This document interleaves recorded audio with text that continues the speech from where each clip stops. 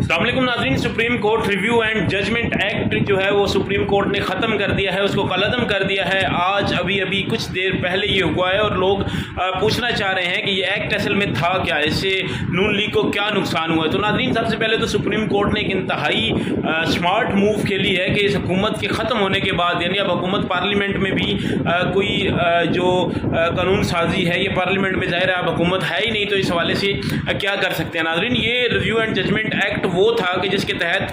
कुछ दिन पहले, कुछ अर्सा पहले, महीना, डेढ़ महीना, 2 महीना पहले आपने सुना था कि नवाज शरीफ और जहांगीर तरीन को वापस अहल करने के लिए एक कानून पास किया गया है, एक एक्ट पास किया गया है, एक एक्ट बनाया गया है। और उसमें उसके नतीजे में होगा ये कि जिन जिन के खिलाफ आज खुद नोटिस अदालत ने लिए हैं, तो उन लोगों को वापस अहल कर दिया जाएगा। जिन जिन लोगों को नाअहल किया गया था, जिसमें यूसुफ रज़ा गिलानी साहब का नाम था, जहांगीर तरीन साहब थे, मियाँ नवाज शरीफ साहब थे, और भी कई लोग इसमें शामिल थे कि जिनको पहले नाअहल किया गया और फिर इसके बाद ये एक्ट बनाया गया था कि इसके तहत उनको वापस अहल किया जाएगा। लेकिन सुप्रीम कोर्ट ने, उमर था बंदियाल ने इंतहाई एक स्मार्ट मूव खेली है और आज हुकूमत के जाने के एक दिन बाद उन्होंने इसको जो है वो कलअदम करार दे दिया है इस एक्ट को, कि कोई भी इस एक्ट के ज़रिए अहल नहीं हो सकता। उन्होंने कहा अगर इस एक्ट को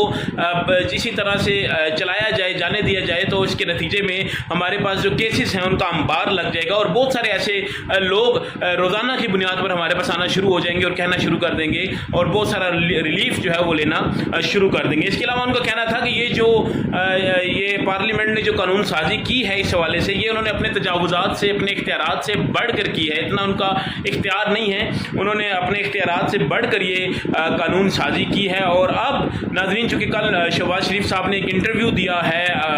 हामिद मीर साहब को, जिसमें उन्होंने कहा है कि नवाज शरीफ साहब जल्द वापस आ रहे हैं, तो इसके बाद ट्विटर पर, सोशल मीडिया पर एक नई बहस शुरू हो गई है कि अब नवाज शरीफ साहब के आने के इम्कानात जो है वो इंतहाई कम हो गए हैं। चूँकि नवाज शरीफ साहब आ रहे थे दोबारा से वज़ीर आज़म बनने के लिए, लेकिन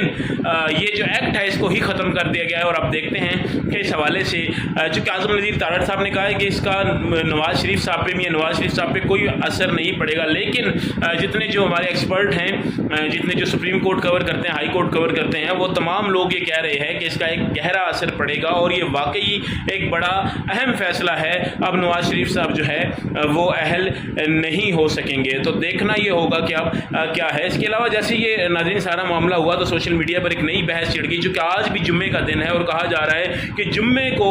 जो है वो नून लीग के लिए, उनके फैसलों के लिए मुख्तस कर देना चाहिए, कि जुम्मे वाले दिन के जो फैसले हैं वो नून लीग के लिए हमेशा से जो है वो भारी रहे हैं। तो ये थी नाज़रीन जो review and judgment act case जो है कलअदम हुआ है, उसकी सारी तफसीलात बहुत सारे लोग ये जानने की कोशिश कर रहे थे, तो ये उसकी तफसीलात हैं, ये उसकी सारी जो चीज़ें थी वो आपको मैंने बताई हैं। तो अब देखना होगा कि जो PDM है, जो नून लीग है, वो इस हवाले से उनके वकला क्या करते हैं, क्या स्ट्रैटेजी अपनाते हैं, क्या वो